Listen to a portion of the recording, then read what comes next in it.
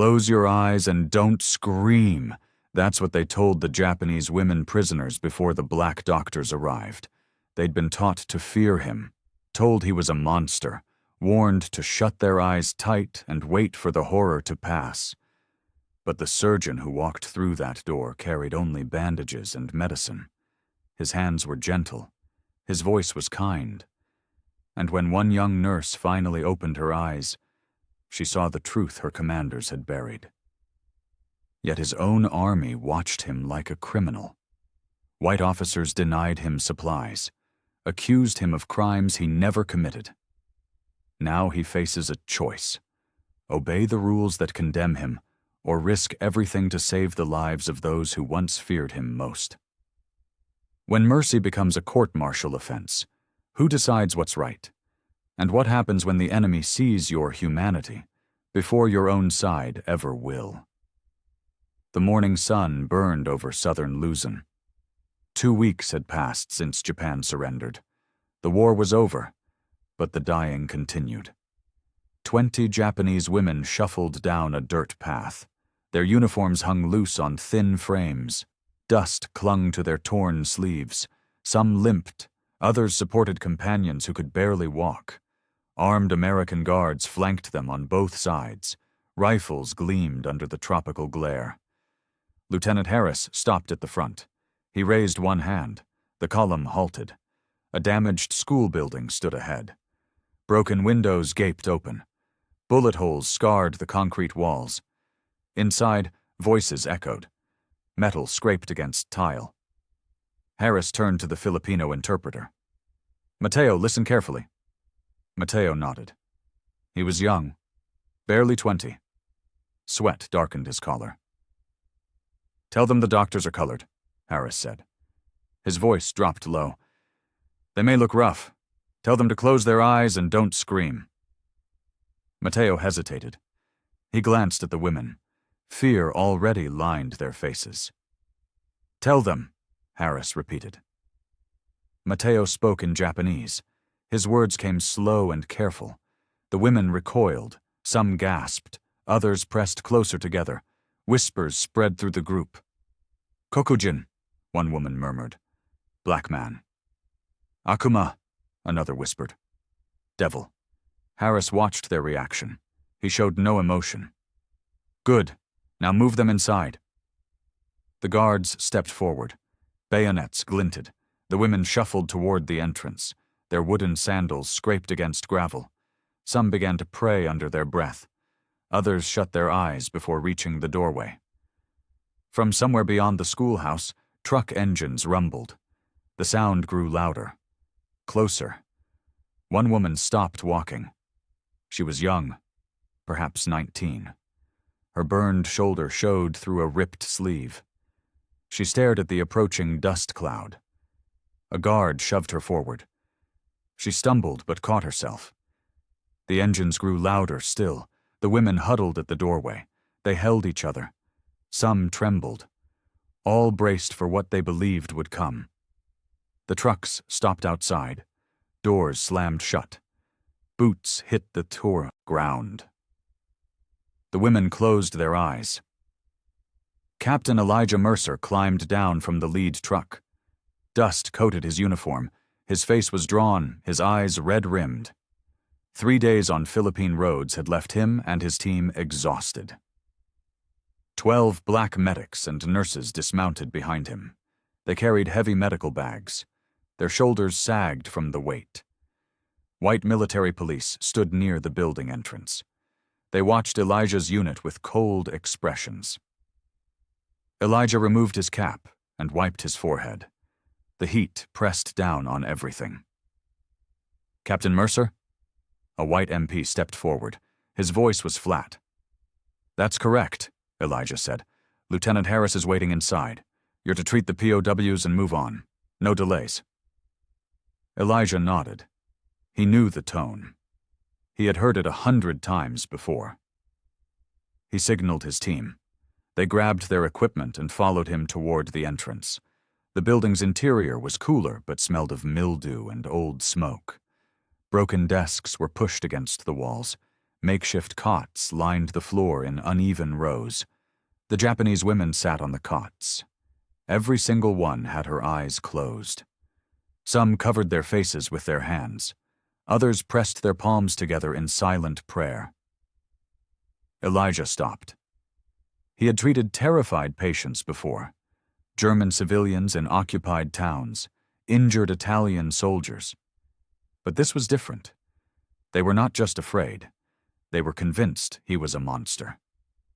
Lieutenant Harris appeared from a side room. "Captain, these POWs need immediate care. Dehydration, infections, minor wounds. Get started." Elijah set his bag down. He moved toward the first cot. The woman sitting there squeezed her eyes tighter. Her whole body went rigid.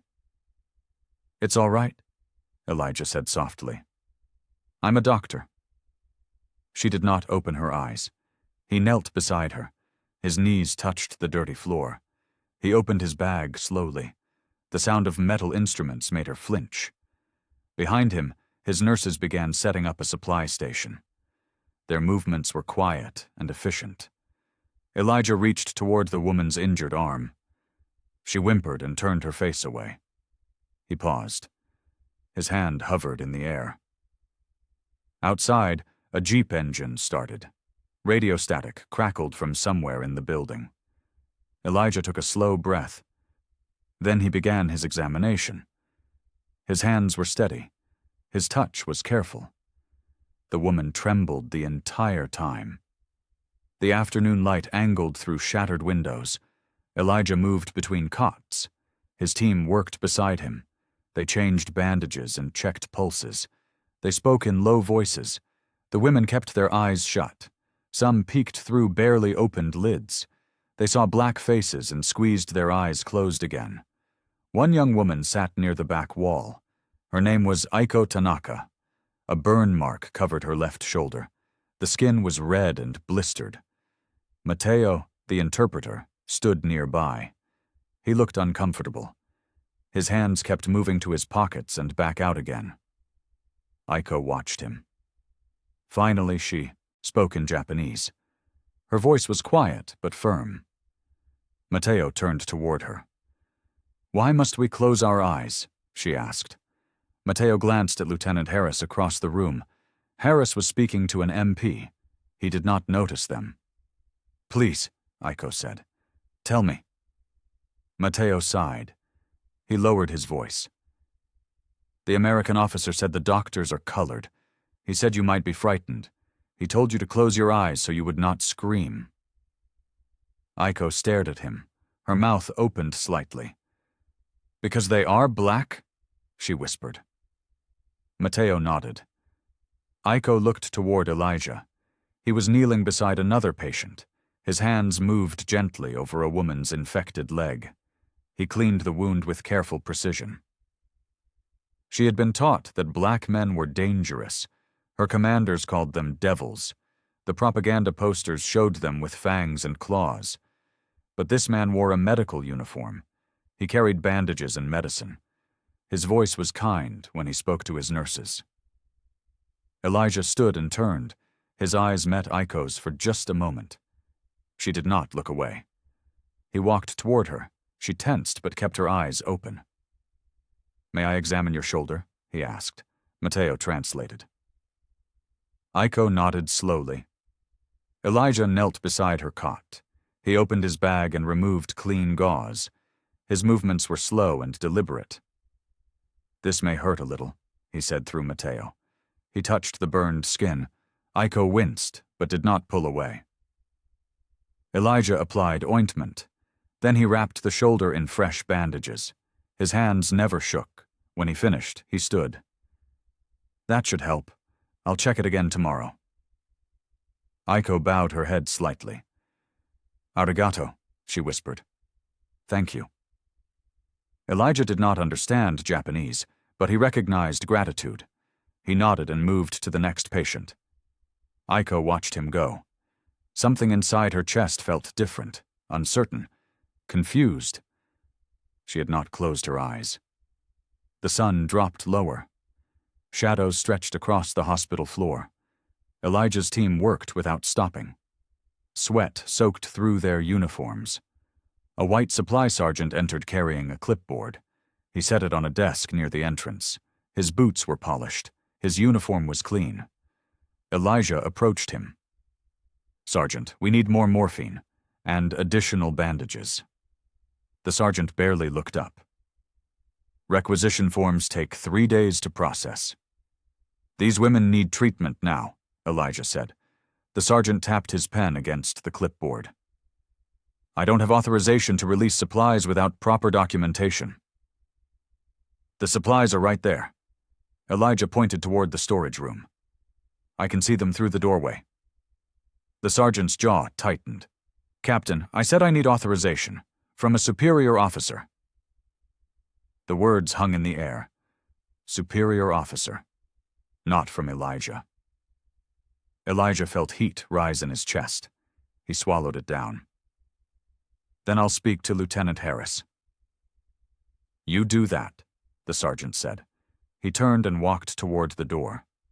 He did not salute. Across the room. Aiko watched the exchange. She could not hear the words, but she saw the sergeant's dismissive gesture. She saw Elijah's clenched fists. In Japan, she had witnessed prejudice. Koreans were treated poorly. Chinese prisoners were denied basic dignity. But those were enemy peoples. These men wore the same uniform. They fought for the same country. Yet one treated the other with contempt. She turned to the woman beside her. "The black doctor asked for medicine," she said in Japanese. "The white soldier refused him." The other woman's eyes widened. "Why?" Aiko shook her head slowly. "I do not know." Elijah returned to his patients. His face showed no emotion, but his movements were stiffer now, tighter. He knelt beside an elderly woman with an infected foot. He cleaned the wound with what little disinfectant remained. He worked in silence. Behind him, one of his nurses whispered to another. "Same thing happened in Manila, and in Leyte, always the same." "Quiet," the other nurse replied. "Just keep working." Outside, the sky turned orange and then purple. The tropical dusk came quickly. Elijah stood and walked to a metal basin near the back door. He washed his hands. The water ran brown with dirt and dried blood. He stared at his reflection in the basin. The water rippled. His face disappeared and reappeared. Tomorrow would bring more wounded, more discrimination, more exhaustion. He dried his hands on a worn towel. Then he turned back toward the ward. There was still work to do. Night settled over the compound. Kerosene lamps flickered inside the hospital. Shadows danced on the walls. Guards patrolled outside. Their boots crunched on gravel. Elijah sat in a small side room. A wooden crate served as his desk. A candle stub provided light. He held a pencil and a piece of paper. He began to write. "Dear Sarah, the heat here is worse than Georgia summers. I sleep maybe 3 hours a night. The work is constant. But we are managing." He paused. The pencil hovered over the paper. He could not tell her about the supply sergeant. He could not mention Lieutenant Harris's cold stare. The censors would read every word. Complaints about racism would be blacked out or worse. He continued writing. "I hope you are well. Tell Mama I am safe.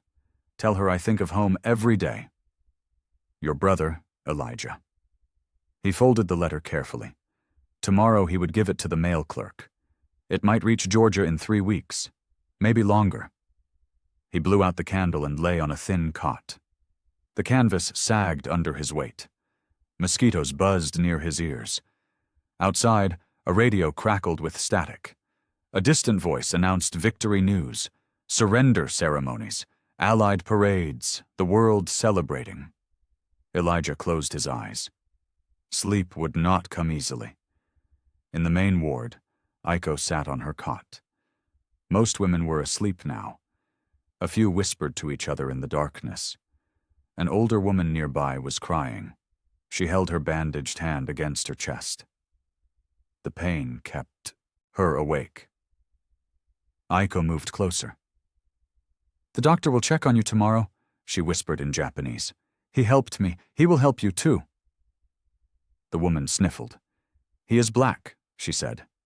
Fear edged her voice. "Yes," Aiko replied, "but he did not hurt me. He was gentle." The woman said nothing for a long moment. Then she nodded slowly. Aiko returned to her cot. She lay down and stared at the ceiling. Cracks ran through the plaster. A gecko clung to the wall near the window. She thought about the burned shoulder. It hurt less now. The medicine was working. She thought about the propaganda posters, the lies she had believed, the fear she had carried. She thought about the white sergeant refusing medicine to a black doctor. None of it made sense anymore. The radio outside went silent. The night pressed in. Aiko finally closed her eyes. Tomorrow would come too soon. Dawn light crept through the windows. Birds called from the trees outside. The compound stirred to life. Boots thumped on wooden floors. Metal clanged against metal. Elijah's team prepared for morning rounds. They checked their medical bags. They refilled water canteens. They moved with practiced efficiency. Lieutenant Harris entered the hospital. His uniform was crisp. His expression was hard. He stopped near Elijah. "Captain Mercer, a word." Elijah straightened. "Sir." Harris stepped closer. His voice dropped low. "Keep your interactions with the POWs strictly medical. No conversations beyond what is required. No personal exchanges." "Understood," Elijah said. "I mean it," Harris continued. "Colored units are always under scrutiny. One mistake and you're finished. Don't give anyone a reason." Elijah's jaw tightened. But he nodded. "Yes, sir." Harris walked away. His boots echoed through the empty corridor. Elijah stood still for a moment. His hands formed fists at his sides. Then he released them and picked up his medical bag. The Japanese women were awake now. Some sat on their cots. Others stood in line for the latrine outside. They looked tired but less fearful than yesterday. Aiko waited near the back wall. She held a metal cup filled with water. Her bandaged shoulder was visible under her torn uniform. She saw Elijah enter. She stepped forward. Mateo appeared beside her. "She wants to thank you," he said. "An older woman was having trouble breathing last night. You helped her." Elijah remembered. He had woken twice during the night. The woman's breathing had been labored. He gave her what little medicine he could spare. "Tell her the woman should be fine," Elijah said, "but I'll check on her again today." Mateo translated. Aiko bowed deeply. She spoke in careful English. "Thank you, doctor." Her accent was thick, but the words were clear. Elijah nodded. "You're welcome." Across the room, Lieutenant Harris watched. His eyes narrowed. He wrote something on a small notepad. Aiko did not see him. She returned to her cot. Elijah moved toward the next, patient. His shoulders felt heavier now. Harris's warning echoed in his mind. The morning sun climbed higher. The heat built quickly. Elijah worked through the rows of patients. He checked wounds. He distributed aspirin. He answered questions through Mateo. By mid-morning, some of the women were smiling. Small smiles. Hesitant. But real. It was progress. But Elijah knew progress made some people uncomfortable. He glanced toward the doorway. Harris was gone now.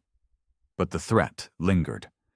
The late morning sun poured into the courtyard. Elijah's team set up a hydration station under a makeshift canopy. They filled metal cups from boiled water. They monitored each woman's intake carefully. Aiko stood in line with the others. Her burned shoulder was healing. The redness had faded. The blisters were drying. She reached the front of the line. A black nurse handed her a cup. Aiko drank slowly. The water was warm but clean. She noticed Elijah nearby. He was showing a medic how to properly wrap a sprained ankle. His hands moved with precision. His voice was patient. Aiko stepped closer. She hesitated. Then she spoke in halting English. "Doctor, please." Elijah turned. "Yes." She pointed to the medical bag. "What is this?"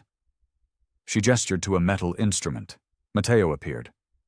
"She wants to know about the tools," he said. Elijah opened his bag. He pulled out a stethoscope. "This listens to the heart and lungs," Mateo translated. Aiko's eyes widened. She leaned closer. "How?" Elijah demonstrated.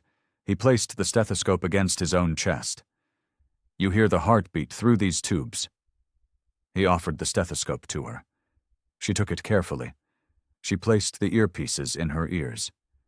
Elijah positioned the chest piece over his heart.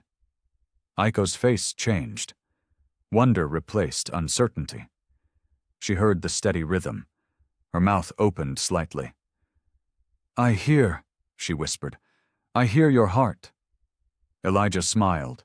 It was small but genuine. "That's right." Aiko removed the stethoscope. She handed it back. For the first time since arriving at the compound, she smiled, too. It was hesitant, fragile, but real. Other women noticed. They whispered among themselves.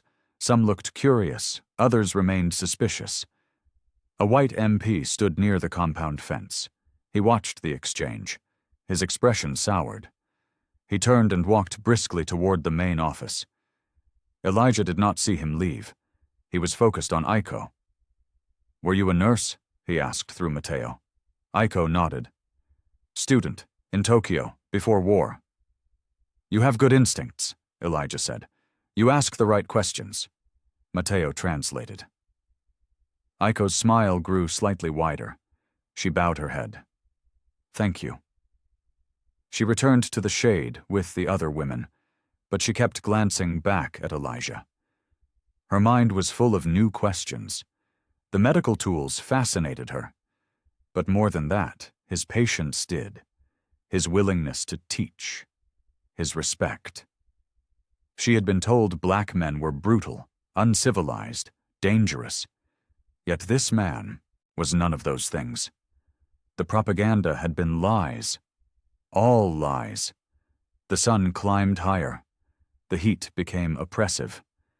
Elijah's team finished the hydration treatments and moved back inside. Aiko followed slowly. Her burned shoulder no longer hurt when she moved. The medicine was working. But something else was healing, too. Something deeper. The afternoon heat pressed down on the compound. Elijah stood in a dim storage room. The space was cramped and airless. Broken furniture lined the walls. A single bulb hung from the ceiling. The door opened. Lieutenant Harris entered. An MP sergeant followed behind him. Harris closed the door. The click echoed. Elijah straightened. "Sir?" Harris's face was tight with anger. "I warned you this morning, Captain. I told you to keep interactions strictly medical." "I have," Elijah said. "One of my men saw you with the Japanese nurse, laughing, showing her medical equipment." "I was explaining basic tools," Elijah replied. His voice remained steady. "She has nursing training. She was curious about proper technique." Harris stepped closer. "I don't care what her training is. You're getting too familiar, too comfortable." The MP sergeant crossed his arms. He stared at Elijah with open hostility. "Sir, I'm doing my job," Elijah said. "I'm treating patients, nothing more." Harris's eyes narrowed. Colored units are watched more closely than others. You know that. One complaint reaches Manila and you're done. Court-martial, discharge, prison, maybe. Elijah felt his pulse quicken, but he kept his expression neutral. "There's nothing to complain about." "That's not how they'll see it," Harris said. He moved even closer. His voice dropped to a hiss. "You think your rank protects you? You think your medical skills matter? They'll find a reason to destroy you if they want. And getting cozy with enemy POWs is the perfect reason. Elijah said nothing. There was nothing to say. Harris was right. The truth did not matter. Only perception mattered. Harris stepped back. Stay away from that Japanese woman. Don't speak to her unless absolutely necessary. Do your job and keep your mouth shut. Understood?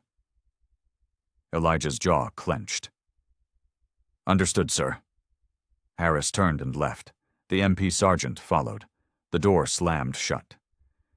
Elijah stood alone in the dim room. His hands were shaking now. He pressed them against his thighs until they stopped. He had done nothing wrong. But wrong did not matter. He was black. That was enough. Outside, thunder rumbled in the distance. Clouds gathered over the horizon. The air grew heavier. Humid. Oppressive. Rain was coming. Elijah sat down on a wooden crate. He leaned forward and rested his head in his hands. Exhaustion washed over him. Not physical exhaustion. Something deeper. The rain began to fall. It drummed against the roof. Water poured through cracks in the ceiling. Puddles formed on the concrete floor. Elijah lifted his head. He stared at the door. Tomorrow would bring more patients, more discrimination, more danger. But he would still do his job. He had no other choice. The storm outside grew stronger. Lightning flashed. Thunder shook the walls. Elijah sat in the darkness and waited for the rain to stop. Morning light broke over the compound. The storm had passed. Mud covered the walkways. Water pooled in every depression. Elijah stepped outside. His boots sank into the wet ground. The air smelled of rain and earth. Mosquitoes swarmed in thick clouds. His team emerged from their quarters. They looked haggard. Sleep had been difficult during the storm. Check the water barrels, Elijah said. The storm might have contaminated them. 2 medics moved toward the barrels near the hospital entrance. They peered inside. One shook his head. Full of debris, Captain. Leaves, insects, mud. Elijah cursed under his breath. Boil everything. We can't risk dysentery on top of everything else. Inside the ward, the Japanese women sat on damp cots. The roof had leaked during the night. Dark stains spread across the ceiling. Puddles dotted the floor. Several women coughed. One held her stomach and rocked back and forth. Fever flushed her cheeks. Elijah moved through the rows. He checked pulses. He examined eyes and throats. 3 women showed signs of renewed infection. The dampness had worsened their conditions. Aiko watched from her cot. She stood and approached him. Doctor, I help? Mateo was not present yet, but her meaning was clear. Elijah hesitated. Harris's warning echoed in his mind, but he needed assistance. His team was stretched too thin. Can you change bandages? He asked slowly. Aiko nodded. Yes, I learn in Tokyo. Elijah handed her clean gauze and a bottle of disinfectant. Show me. Aiko moved to the woman with the stomach pain. She removed the old bandage carefully. She cleaned the wound. Her movements were precise and gentle. Elijah watched. She knew what she was doing. Her training had been good. Keep going, he said. Help the others. Aiko's eyes brightened. She bowed quickly and moved to the next patient. Other Japanese women observed. They whispered among themselves. Some looked uncertain. But one by one, 3 more women stood. They approached Elijah's nurses. They gestured toward the medical supplies. The black nurses looked at Elijah. He nodded. The Japanese women began assisting. They fetched water. They held bandages. They comforted those in pain. The ward transformed. Instead of prisoners being treated, it became a shared effort. Healers working together regardless of uniform or skin color. But outside, an MP watched through the window. His expression was cold. He turned and walked toward the main office. Elijah saw him leave. His stomach tightened.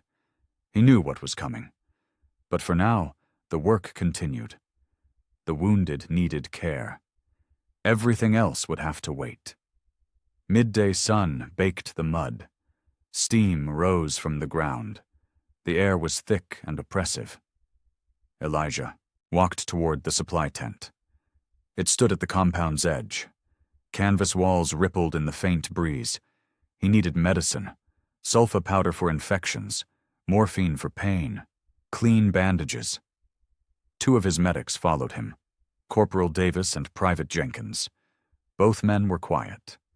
Both knew this would not go well. The white supply sergeant sat behind a wooden table. Inventory sheets covered the surface. He did not look up when Elijah entered. "Sergeant, I'm requisitioning additional medical supplies," Elijah said. He placed a written list on the table. The sergeant glanced at it. "Still waiting on authorization from Lieutenant Harris."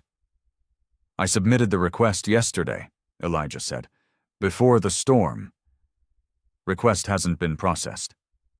The sergeant leaned back in his chair. "Takes time." Elijah pointed toward the storage crates behind the sergeant. "The supplies are right there. Women are developing infections. They need treatment now." The sergeant's jaw tightened. "Captain, I follow procedure. No exceptions." Corporal Davis stepped forward. "Sir, can we at least get clean bandages? We're running out." The sergeant stood. "I said no. Now get out before I file a complaint." Elijah held his ground. "A complaint for what? Requesting medical supplies?" The sergeant's face reddened. "For insubordination, for disrupting supply operations, for whatever I decide to write down." The threat hung in the air, clear and deliberate. Elijah turned and left the tent. Davis and Jenkins followed. None of them spoke. Outside, they walked back toward the hospital. The mud sucked at their boots.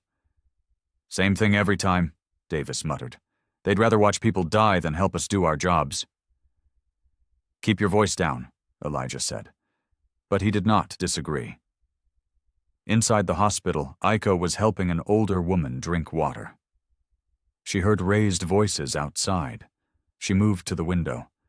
She saw Elijah and his medics returning. Their hands were empty.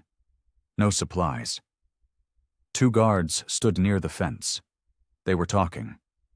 Aiko moved closer to the window. She could not understand English well. But she caught certain words. "Colored doctor, asking for things again, thinks he deserves—" One guard laughed. The other shook his head. Aiko stepped back from the window. Her face felt hot. Anger rose in her chest. These men wore the same uniform. They fought for the same country. Yet they treated each other with such cruelty. In Japan, she had been taught Americans were united, strong, fair. But this was not fairness. This was something else. She returned to the older woman. She helped her lie down. But her hands were trembling now. Elijah entered the ward. He set his empty bag on a crate. His expression was carefully neutral. But Aiko saw the tension in his shoulders, the tightness around his eyes. She wanted to say something. But Mateo was not present. And even if he were, what could she say? Instead, she returned to work. She changed bandages. She checked temperatures. She did what she could with what little remained. Outside, the sun climbed higher. The heat became unbearable, and the supplies stayed locked away. Late afternoon shadows stretched across the ward. The air inside was stifling. Flies buzzed near the windows. One of the Japanese women lay on her cot. Fever burned through her body. Her name was Fumiko. She was 40 years old. An infection in her leg had worsened overnight. She spoke in broken phrases, delirious. Her eyes stared at nothing. Elijah knelt beside her. He pressed a cool cloth to her forehead. He checked her pulse. It was rapid and weak, Shh, he said softly. Rest now. You're going to be all right. She did not understand his words, but his voice was calm, steady. He held her hand while her body shook. Aiko watched from across the room. She had seen many soldiers die during the war. She had seen suffering beyond measure. But this felt different. This woman did not have to suffer. Medicine existed. Supplies existed. They were being withheld. She moved closer. Elijah looked up. Will she live?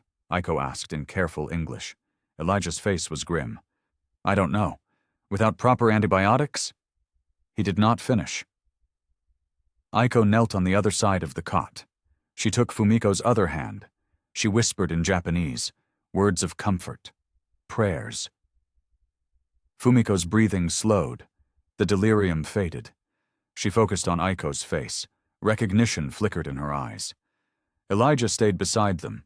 He monitored Fumiko's vital signs. He adjusted the cloth on her forehead. His movements were gentle, patient. Hours passed. The sun dropped toward the horizon. Fumiko's fever broke.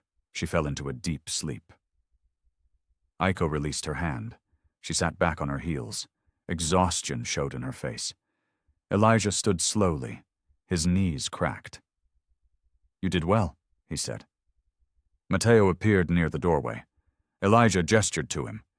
Tell her she helped save that woman's life. Mateo translated. Aiko looked at Elijah. Her eyes were wet. You save her, not me. Elijah shook his head. We saved her. Together. Aiko was silent for a moment. Then she spoke in Japanese. Mateo translated. I am sorry, she said, for fearing you, for believing the lies they taught us. Elijah's expression softened. Fear is what war teaches first. Compassion is what we choose after. Mateo translated the words carefully. Slowly. Aiko bowed deeply. She pressed her forehead to her hands. It was a gesture of profound respect. When she lifted her head, tears streaked her cheeks. You are good man, she said in English. Very good man.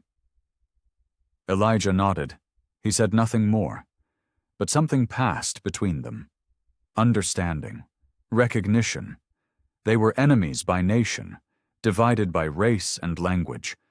But in this moment, they were simply two healers trying to save lives. Near the doorway, an MP watched. His face was hard, disapproving. He turned and walked away. Elijah did not see him. But Aiko did. Her stomach tightened with dread. Something bad was coming. She could feel it. The sun dropped below the horizon. Purple light filled the sky. The compound grew quiet. Guards changed shifts. Dogs barked in the distance. Lieutenant Harris stood in the MP outpost. It was a small wooden building near the perimeter fence. Maps covered one wall. Radio equipment sat on a corner desk. An MP sergeant entered. He carried a folded paper. Sir, another report. Harris took it. He read quickly. His jaw clenched. The report described Captain Mercer spending excessive time with Japanese POW Aiko Tanaka. It mentioned them kneeling together beside a patient. It noted they spoke without an interpreter present. Harris set the paper on his desk. This is becoming a problem. The sergeant crossed his arms. He's getting too comfortable with them, especially that nurse. Harris pulled out a fresh sheet of paper. He began writing. His pen scratched across the surface. Sharp. Angry. What are you drafting? The sergeant asked. A formal complaint, Harris said. Misconduct, inappropriate fraternization with enemy personnel, failure to maintain proper military discipline. The sergeant nodded. About time. Harris finished writing. He folded the document and placed it in an envelope. He sealed it with wax. This goes to Regional Command in Manila. Next Jeep convoy. That's tomorrow morning, sir. Perfect. Harris handed the envelope to the sergeant. Make sure it's on that Jeep. Priority delivery. The sergeant saluted and left. Harris stood alone in the dim office. He lit a cigarette. Smoke curled toward the ceiling. He had warned Mercer multiple times. But the captain refused to learn his place. Colored officers needed to understand boundaries. They needed to stay in line. This would teach him. Harris walked to the window. He stared at the hospital building. Kerosene lamps glowed inside. Shadows moved behind the walls. Tomorrow, the accusation would begin its journey to Manila. Within a week, an investigation would start. Mercer's career would be destroyed. Maybe worse. Harris smiled. He took a long drag from his cigarette. Outside, a jeep engine started. Guards shouted instructions. The evening convoy was preparing for its morning departure. Harris finished his cigarette. He crushed it under his boot. Then he left the office and walked toward the officers' quarters. Inside the hospital, Elijah had no idea. He checked on Fumiko one last time. Her fever remained low. Her breathing was steady. Aiko sat nearby. She watched him work. Gratitude filled her eyes. But dread also filled them. She had seen the MP watching. She knew the danger Elijah faced. She wanted to warn him. But how? She barely spoke English. And even if she could, what would she say? The kerosene lamps flickered. Night deepened. The compound settled into uneasy sleep. The jeep sat near the gate, ready for morning. A sealed envelope lay in the convoy bag. The accusation was already in motion. Early evening, light faded from the ward. The women were quieter now. Some slept. Others whispered softly. The air smelled of disinfectant and sweat. Elijah moved between cots. He checked pulses and temperatures. Many women showed improvement. The infections were responding to what little treatment he could provide. Fumiko sat upright for the first time. She sipped water from a metal cup. Her fever was gone. Color had returned to her cheeks. Aiko helped distribute evening rations, hard crackers, canned meat, weak tea. Not much, but better than nothing. She approached Elijah. "Doctor, women are better now. They walk soon?" Mateo translated from nearby. Elijah nodded. "Yes, most of them. Tomorrow we'll try light exercise. Get them moving." Aiko smiled. She translated for the others. Several women murmured with relief. One elderly woman stood slowly. She took 3 careful steps. Her legs wobbled. Another woman steadied her. Elijah watched. "Good. Take it slow. Build strength gradually." The atmosphere in the ward had changed. Fear had faded. In its place was something fragile but real. Hope. Not for the future, but for the present moment. Aiko helped Fumiko stand. They walked together to the window. Fumiko leaned against the frame. She breathed deeply. "Thank you," Fumiko said in Japanese. She looked at Aiko. "You and the Black Doctor. You saved me." Aiko glanced at Elijah. He was across the room, examining another patient. His movements were efficient, gentle. "Yes," Aiko said. "He saved you." She thought about the lies she had believed, the propaganda, the fear. All of it seemed distant now, hollow. Reality was this: a man in a uniform doing his job with dignity and compassion. Near the doorway, one of Elijah's nurses began singing, low and soft, a spiritual her grandmother taught her. The melody drifted through the ward. Some Japanese women listened.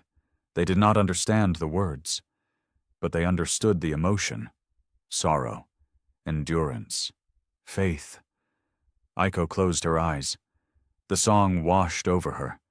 For the first time since being captured, she felt almost at peace.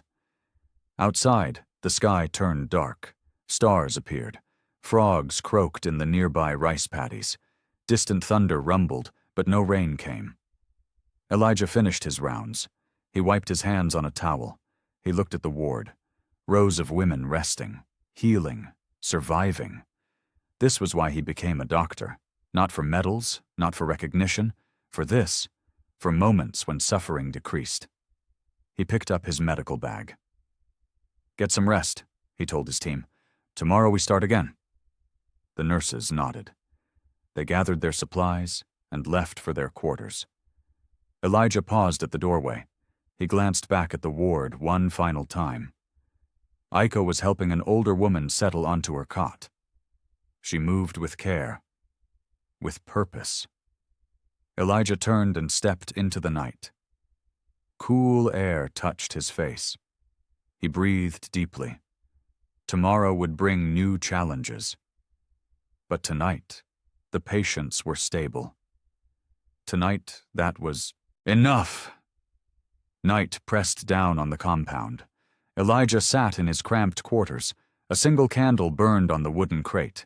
Shadows flickered across the walls. He held a pencil and paper. Another letter home. He wrote slowly.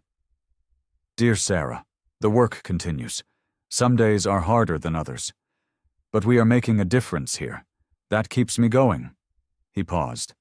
The pencil tip hovered over the paper. So much remained unsaid. The discrimination, the threats, the constant scrutiny. But the censors would read everything. Complaints would be blacked out, or worse, used against him. He set the pencil down. He stared at the unfinished letter. A soft knock interrupted his thoughts. The door opened. Corporal Davis stepped inside. His face was tense. "Captain, we need to talk." Elijah gestured to a second crate. Davis sat down heavily. "What is it?" Davis leaned forward. "The MPs are watching you harder than they watch the POWs. Every move you make, every word you say." "I know," Elijah said. "It's more than that." Davis's voice dropped. "I overheard 2 guards talking. They said Lieutenant Harris filed some kind of complaint, something about you and the Japanese nurse." Elijah's stomach dropped. "What kind of complaint?" "They didn't say exactly, but it sounded serious. Fraternization, maybe. Misconduct." Elijah closed his eyes. He had been careful, professional, but it did not matter.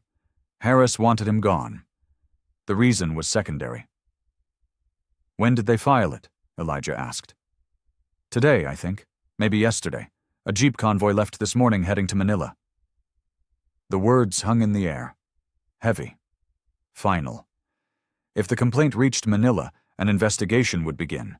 Investigators would interview witnesses. MPs would testify. Harris would testify. The outcome was predetermined. "Captain, you need to be ready," Davis said.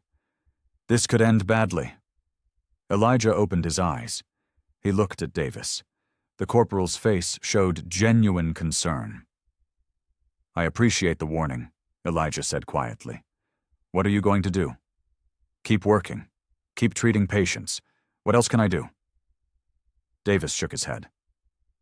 "This isn't fair. You haven't done anything wrong." "Fair doesn't matter." Elijah's voice was flat. "You know that." Davis stood. He placed a hand on Elijah's shoulder. "If you need anything, the team has your back." "Thank you," Elijah said. Davis left. The door closed softly. Elijah sat alone. The candle burned lower. Wax dripped onto the crate. He picked up the letter again. He stared at the incomplete words. Then he crumpled the paper and tossed it into the corner. There was no point writing home. Not now. Not when his future was so uncertain. He blew out the candle. Darkness filled the room. He lay on his cot. The canvas sagged beneath him. Sleep would not come tonight. He stared at the ceiling. His mind raced. Questions without answers. Problems without solutions. Outside, insects buzzed. Dogs barked. Guards called to each other across the Bruy compound. Elijah closed his eyes. But sleep remained distant. Elusive. Impossible. Morning arrived with harsh light. The compound came alive. Whistles blew. Boots pounded the ground. Orders were shouted. Japanese women lined up for morning roll call. Guards counted them. MPs watched from a distance. Lieutenant Harris stood near the hospital entrance. His uniform was crisp. His expression was cold. Elijah's team assembled nearby. They waited for instructions. Harris cleared his throat. Attention. Everyone turned toward him. Effective immediately, all POWs will be transferred within the week. His voice was loud, official. They're being moved to a larger processing facility up north. Transportation will arrive in 6 days. Murmurs rippled through the women. Those who understood English translated for others. Aiko's face went pale. She had heard stories about the northern camps, harsh conditions, overcrowding, brutal guards. Harris continued. Prepare the wounded for transport.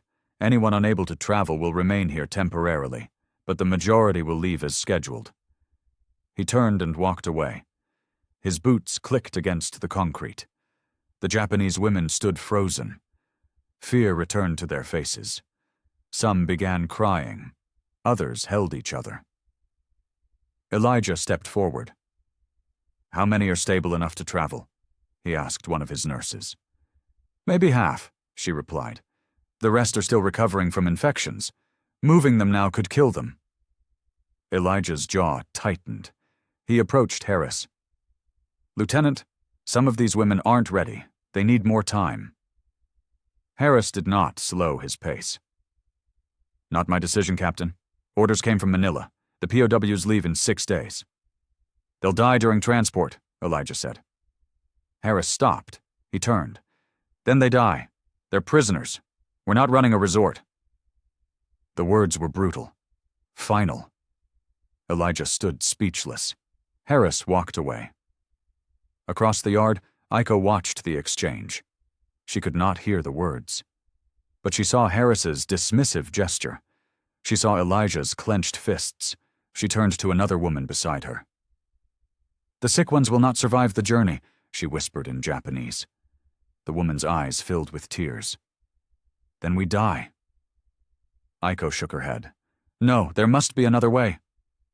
But she saw no way. They were prisoners, powerless, dependent on the mercy of men who showed none. 2 MPs walked past. They spoke quietly, but Aiko caught fragments. Won't last the trip. Half of them will be dead before they reach. The words confirmed her fears. She looked toward Elijah. He stood alone near the hospital entrance. His shoulders were slumped, defeated. She wanted to run to him, to beg for help. But what could he do? He was already in danger. She had seen the MPs watching him, listening. If he helped them further, he would be destroyed. The sun climbed higher. The heat built quickly. The Japanese women were dismissed back to the ward. Aiko walked slowly. Her mind raced. 6 days. That was all they had. 6 days before the sick and wounded were loaded onto trucks and sent to their deaths. She entered the ward. She sat on her cot. Her hands trembled in her lap. Around her, women wept quietly. Some prayed. Others simply stared at the walls. Aiko closed her eyes. She whispered a prayer her mother taught her.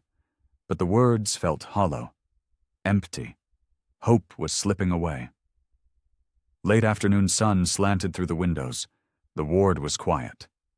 Too quiet. The women sat motionless, resigned. Elijah stood outside. He stared at the northern horizon. Somewhere beyond those mountains was the camp, the place they were sending the prisoners. He had heard stories, overcrowding, disease, guards who beat prisoners for minor infractions. It was not a place for healing. It was a place for dying. Footsteps approached. An MP sergeant stopped beside him. He held an envelope. Captain Mercer. Elijah turned. Yes? The sergeant handed him the envelope. From Lieutenant Harris. Elijah took it. The paper was official. Military, sealed. The sergeant waited. You need to read it now, sir. Elijah opened the envelope. He pulled out a single sheet. His eyes scanned the words. His stomach turned to ice. The document was an order, effective immediately, Captain Elijah Mercer was forbidden from treating Japanese POWs except under direct supervision. Pending investigation into allegations of misconduct. The words blurred. He read them again. Then again. Investigation? Elijah's voice was hollow. The sergeant's face showed no emotion. Lieutenant Harris filed a complaint. Regional Command is reviewing it. For what? Inappropriate conduct. Fraternization with enemy prisoners. Elijah's hands clenched around the paper. The edges crumpled. I have done nothing inappropriate. That's for the investigators to determine, sir. The sergeant's tone was mechanical, scripted. When does the investigation begin? Already has. Witnesses will be interviewed, evidence collected. Until then, you're suspended from treating POWs. Elijah stared at the man. These women need medical care. Some won't survive without it. Lieutenant Harris will assign another medical officer. The sergeant turned to leave. You have your orders, Captain. He walked away. His boots crunched on gravel. Elijah stood frozen. The paper trembled in his hands. His entire body felt numb, suspended, under investigation, essentially removed from duty. He looked toward the ward. Through the window, he saw Aiko helping an older woman drink water. She moved with care, with compassion. She had no idea what just happened. None of them did. The transfer was scheduled in 6 days. The sick and wounded would be loaded onto trucks. Many would not survive the journey. And now Elijah could not help them. He was forbidden. He walked slowly toward his quarters. Each step felt heavier than the last. Inside, he sat on his cot. He held the order in his hands. He read it again. The words had not changed. Outside, the sun dropped toward the horizon. Shadows lengthened. The compound prepared for evening. Elijah set the paper down. He leaned forward. His head dropped into his hands. He had tried to do the right thing. He had treated patients with dignity.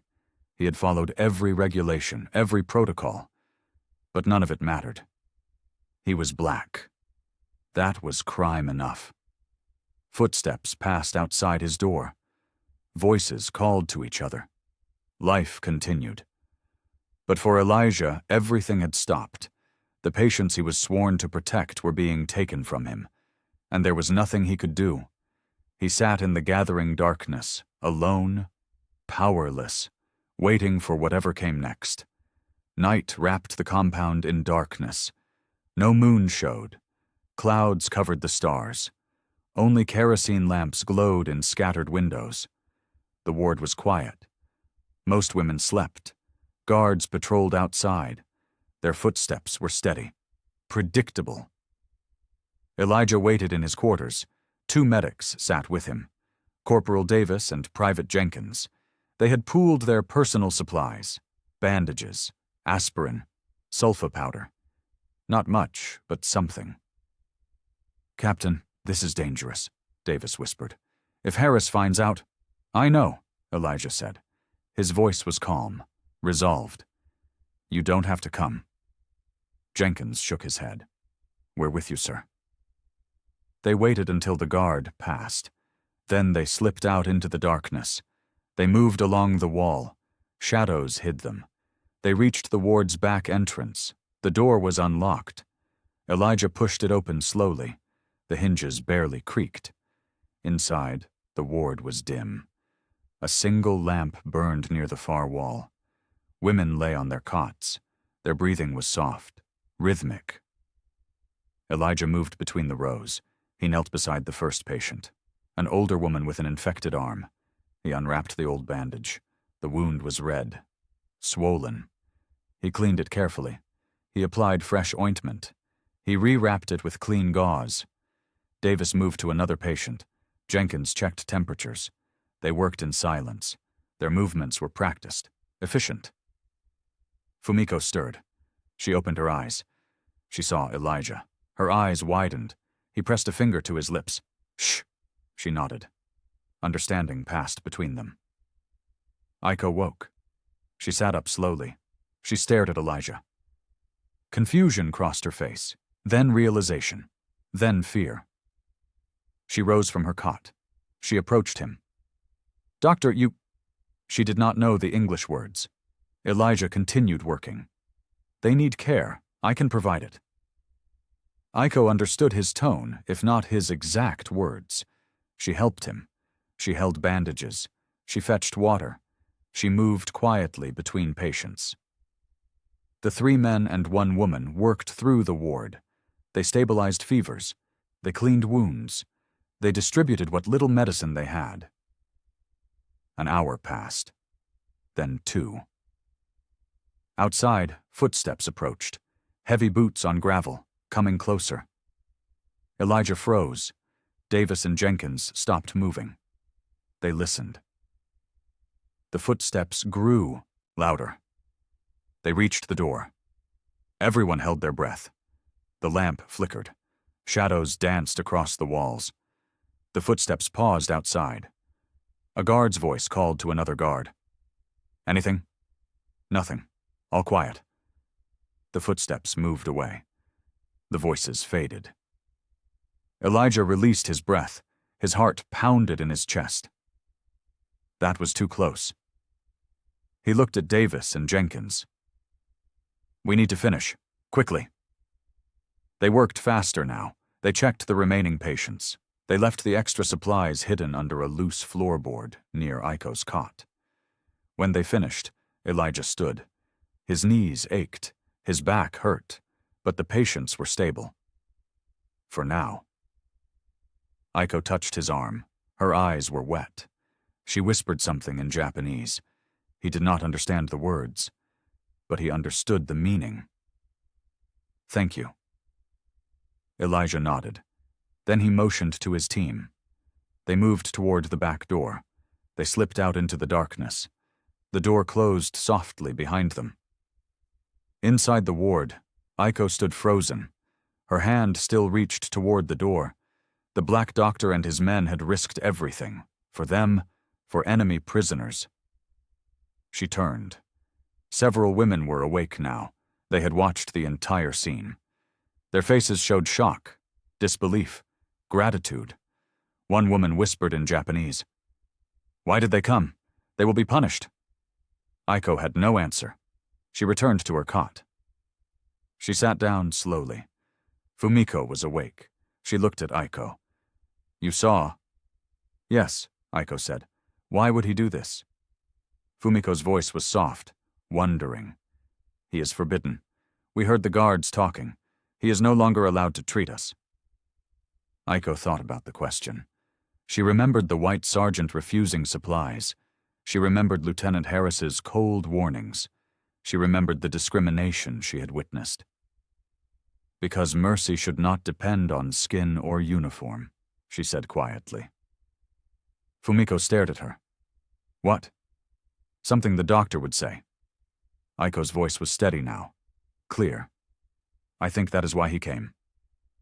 Outside, footsteps approached again. Both women tensed. The footsteps passed without stopping. Aiko lay down. But sleep would not come. Her mind raced. The doctor had defied orders. He risked court-martial, prison, disgrace, for them, for enemy women who once feared him. Tears slipped down her cheeks. She wiped them away quickly. She did not want the others to see. But shame burned in her chest. Not shame for crying, shame for ever believing the lies, shame for closing her eyes in fear when this man first arrived. He had treated her burned shoulder. He had saved Fumiko's life. He had shown patience and kindness when others showed only contempt. And now he sacrificed his career, his freedom, possibly his life. Dawn was still hours away, but Aiko could not rest. She rose from her cot. She moved to the window. The compound was dark, silent. The guards had moved to the far perimeter. She pressed her forehead against the glass. The surface was cool, smooth. "Why?" She whispered in Japanese. Why do you risk so much for us? The question hung in the darkness, unanswered. But she knew. Deep down, she knew. Because he saw them as human, not as enemies, not as prisoners, as people deserving care. That was revolutionary. That was dangerous. That was beautiful. She thought about the transfer. 6 days away. The sick would be loaded onto trucks. Many would die during the journey. But tonight, because of 3 men who defied orders, some would have a better chance. Not a guarantee, but a chance. Aiko bowed toward the darkness, toward wherever the doctor was now. A deep bow, the kind reserved for profound respect. When she straightened, her face was wet with tears, but her heart felt lighter, stronger. She returned to her cot. She lay down. This time, sleep came. Not peaceful sleep, but sleep nonetheless. Tomorrow would bring new dangers, but tonight, humanity had won a small victory. Pre-dawn gray filtered through Elijah's window. He sat on his cot. He had not slept. His body ached with exhaustion. His mind would not rest. The medical supplies were depleted now. He had used everything. The women would need more within days. But he had no way to get more. And if Harris discovered what he had done, the consequences would be severe. Court-martial, dishonorable discharge, prison. Elijah stood. He walked to the small mirror hanging on the wall. He stared at his reflection. Dark circles ringed his eyes. Stubble covered his jaw. He looked old, worn. He thought about writing a letter, explaining his actions, defending his choices. But who would read it? The censors? The investigators? Harris himself? No. A letter would only provide more evidence against him, more fuel for the accusation. He had no defense except his conscience. And conscience meant nothing in a court-martial. He sat back down. He pulled out a worn Bible from his bag. His mother had given it to him before he shipped out. He opened it. The pages were thin, delicate. He read a familiar passage. Words about justice, about mercy, about doing what is right even when the cost is high. The words provided small comfort, but not enough. Not nearly enough. Outside, the compound began waking. Whistles blew, men shouted, engines started.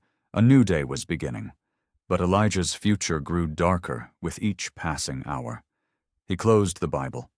He stood and straightened his uniform. If this was his last day as a doctor, he would face it with dignity. A knock sounded at his door. He opened it. Corporal Davis stood there. His face was pale. "Captain, you need to see this." Elijah followed him outside.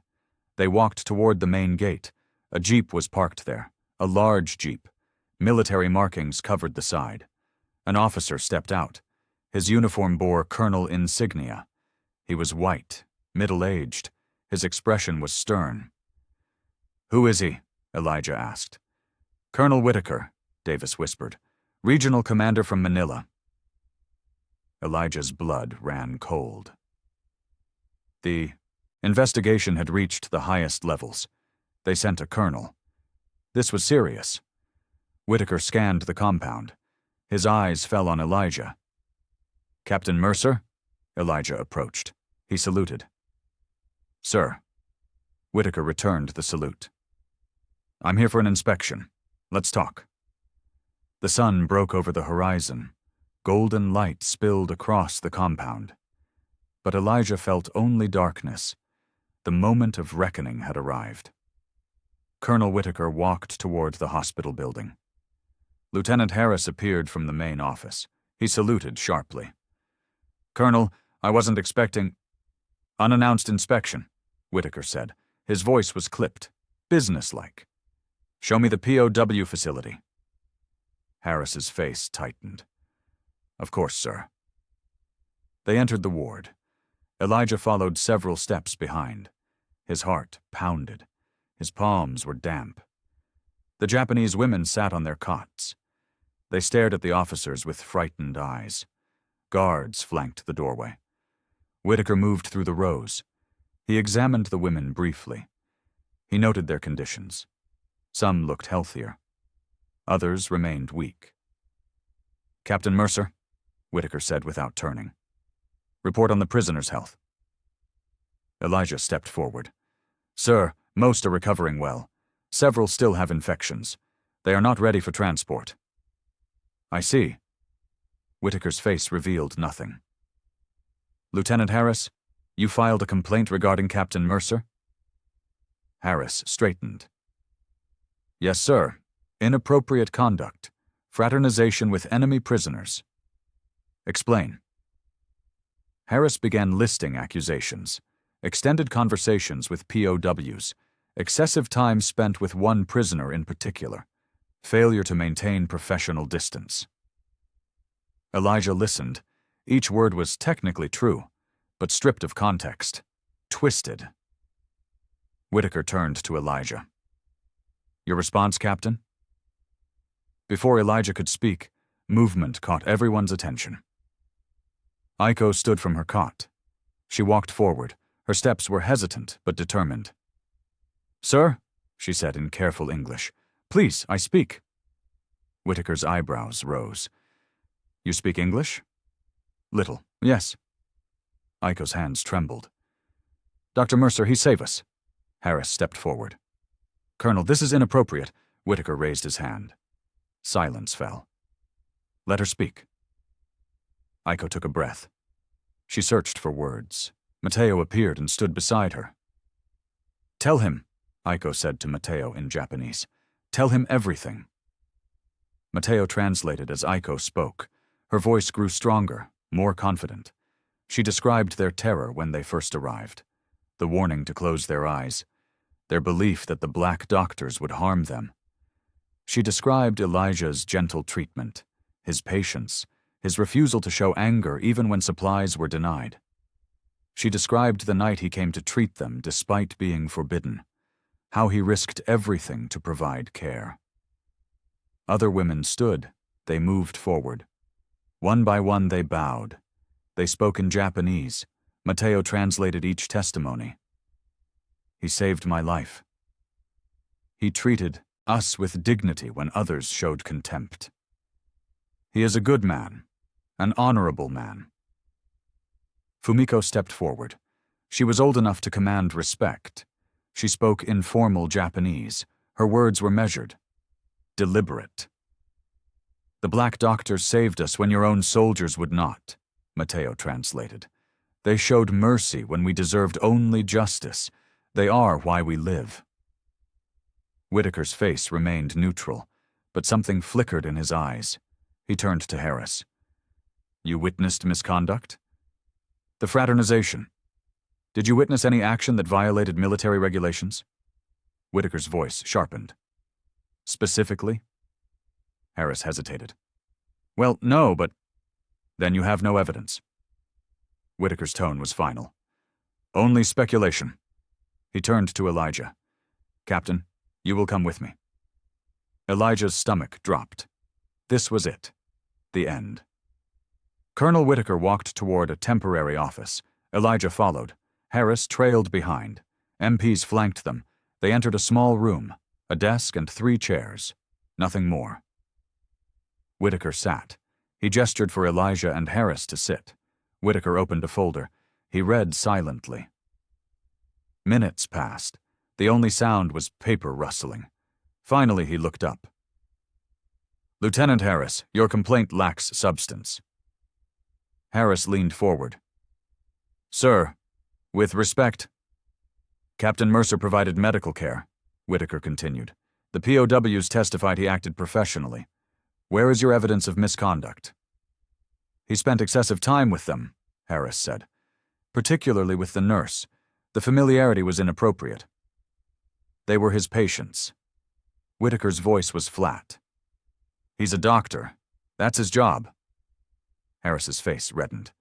"Sir, colored officers require additional oversight. History shows—" "History shows prejudice," Whitaker interrupted. "Not fact." Silence fell. Heavy. Tense. Whitaker closed the folder. He looked at Elijah. Captain, did you treat these women to the best of your ability? Yes, sir, Elijah said. Did you violate any regulations? Elijah hesitated. He had defied Harris's order last night. He had treated the women without supervision. That was technically a violation. But before he could answer, Whitaker spoke again. Regulations regarding medical care specifically. Did you provide substandard treatment? Did you harm any patient? No, sir, never. Whitaker nodded. He turned to Harris. The investigation is closed. No evidence of misconduct exists. Harris stood abruptly. Colonel, this sets a dangerous precedent. The precedent, Whitaker said coldly, is that doctors treat patients, regardless of race. Sit down, Lieutenant. Harris sat, his jaw clenched. Fury burned in his eyes. Whitaker stood. Captain Mercer, you are reinstated. Resume your duties immediately. Elijah felt dizzy. Relief flooded through him. Yes, sir. Thank you, sir. Don't thank me. Whitaker's voice was quiet, brutal. I'm not doing this out of fairness. I'm doing it to avoid scandal. If word got out that we mistreated wounded POWs, it would damage Allied credibility. That's all this is. The words stung. But Elijah understood. Justice was not the motivation. Politics was.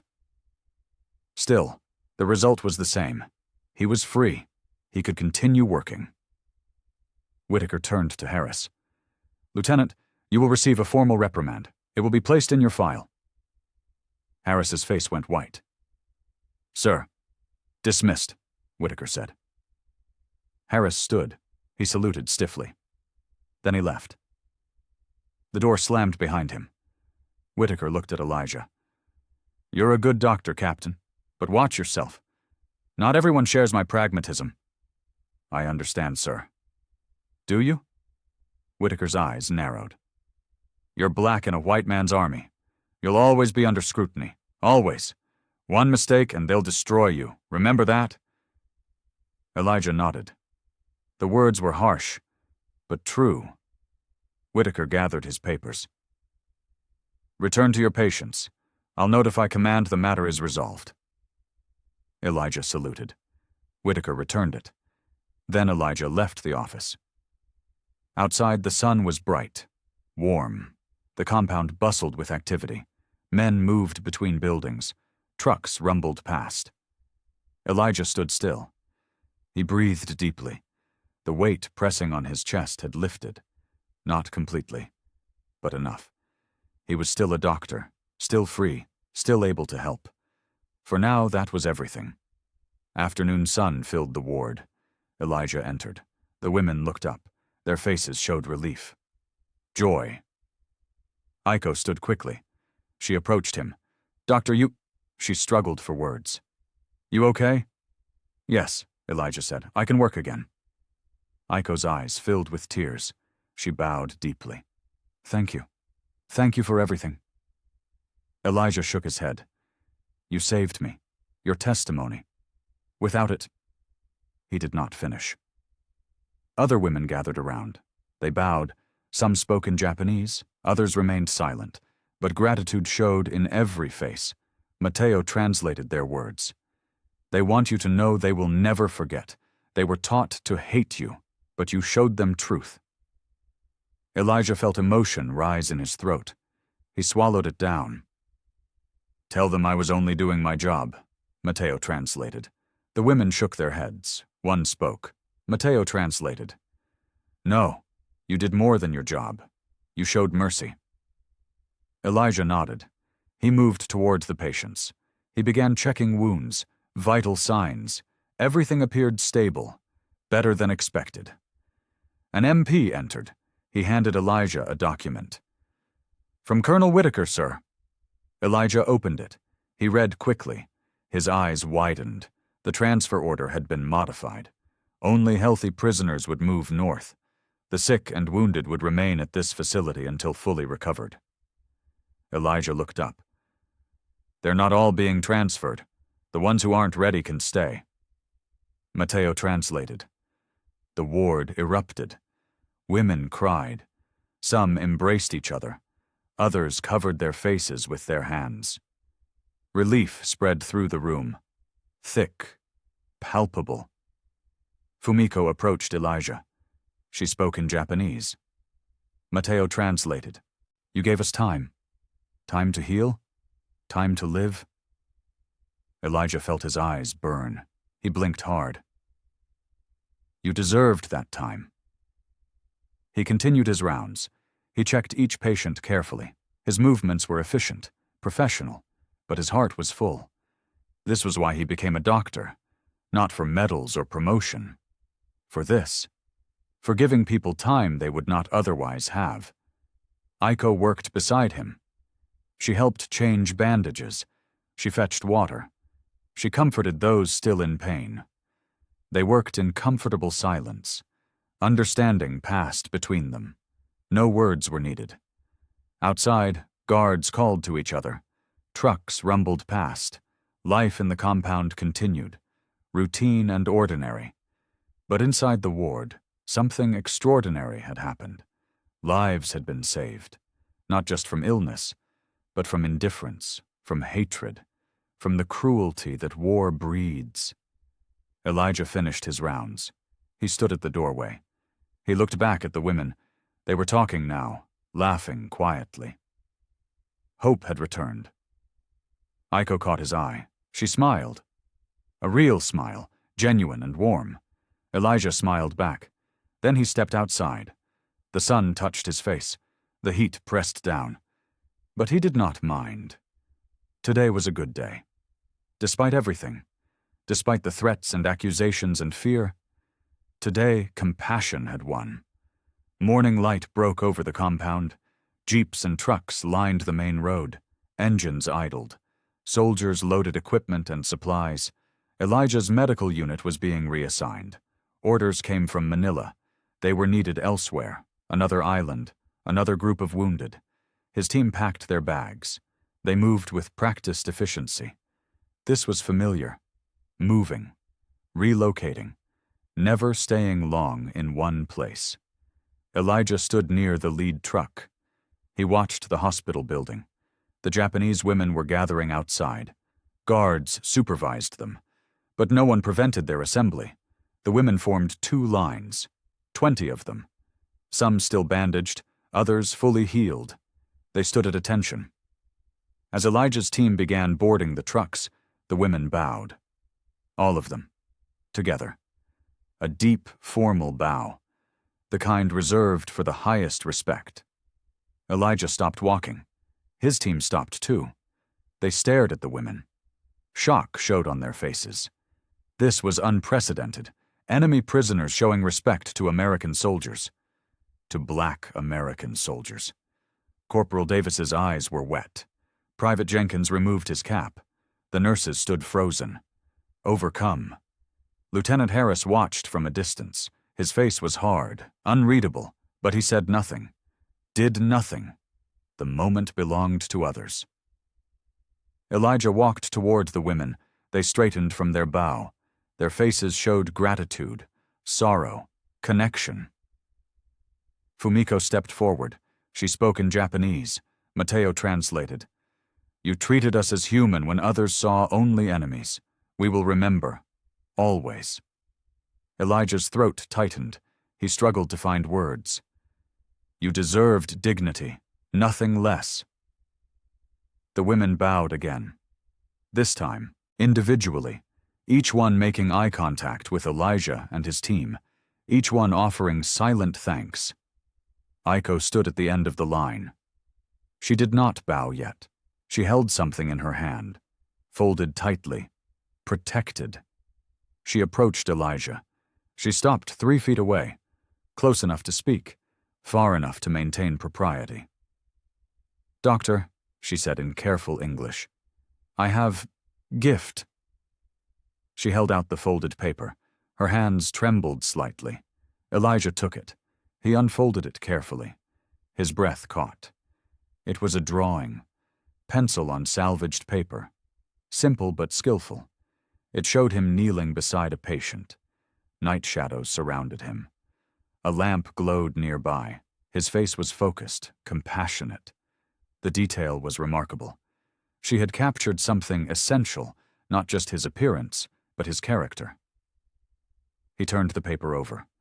Words were written on the back. Careful English letters, shaky but clear. I did not close my eyes. Elijah stared at the words. His vision blurred. He blinked hard. Aiko bowed deeply. "You teach me truth I never forget." Elijah looked at her. "Thank you," he said softly. "This means more than you know." She straightened. Tears streaked her cheeks. "You save us. We save you. Now we even." Elijah shook his head. "No, you saved me more." Behind him, an officer called out, "Mount up, we're moving out." Elijah carefully folded the drawing. He placed it in his breast pocket, over his heart. He saluted Aiko. She returned the gesture, awkward but earnest. Then he turned and walked to the truck. He climbed aboard. His team followed. The engines roared. The convoy began moving, slowly at first, then faster. Elijah looked back. The women stood in their lines, watching. Some waved, others bowed again. Aiko stood motionless, her hand pressed against her chest. Her face was wet with tears. The compound grew smaller. The buildings shrank. The women became distant figures. But the memory remained. Sharp, clear, permanent. The truck rumbled down the dirt road. Dust billowed behind them. The convoy stretched out. 6 vehicles heading toward the coast. Elijah sat in the back. His medical bag rested beside him. His team was quiet, exhausted. He pulled out the drawing. He unfolded it carefully. The pencil lines were delicate. The shading was subtle. Aiko had real talent. He turned it over. He read the words again. I did not close my eyes. 5 words. Simple. But they contained everything. An entire transformation, from fear to trust, from propaganda to truth, from hatred to humanity. Corporal Davis leaned over. "What's that, Captain?" Elijah showed him the drawing. Davis studied it. His expression softened. "She drew that?" "Yes." "It's good. Really good." Davis looked at Elijah. "You made a difference there, sir. A real difference." Elijah folded the drawing. He tucked it back in his pocket. "We all did." The truck hit a bump. Everyone jostled. Equipment rattled. Someone cursed quietly. Elijah stared at the passing landscape. Rice paddies stretched toward distant mountains. Palm trees swayed in the breeze. The Philippines were beautiful, scarred by war, but beautiful. He thought about the weeks at the compound, the discrimination, the threats, the accusations, the fear, but also the healing, the connections, the small victories against prejudice and hate. He received no medal, no commendation, no official recognition. His actions were barely noted in any report, but he had Aiko's drawing, proof that dignity mattered, proof that compassion could survive even in war, proof that one person could make a difference. The convoy reached a river. They crossed a wooden bridge. The boards creaked under the truck's weight. On the far side, the road improved, smoother, faster. They were heading toward Manila. From there, another assignment, another island, another group of wounded.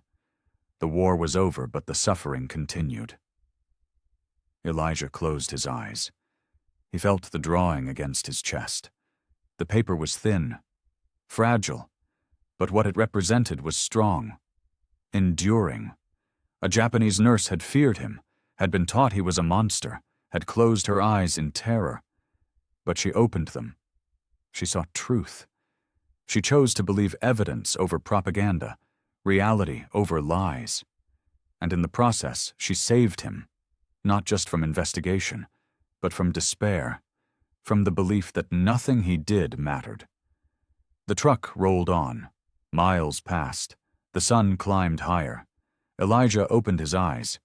He looked forward, toward whatever came next, toward an uncertain future in a world still divided by race and hate. But he carried proof that division could be overcome, that humanity could prevail, that mercy was stronger than fear. The drawing remained safe in his pocket, over his heart, a quiet testament to courage, to change, to hope. The convoy disappeared into the distance. The road stretched ahead. And Elijah Mercer traveled toward his next battle, carrying with him the knowledge that some victories happen in whispers, not trumpets. Some victories live in changed hearts, not history books.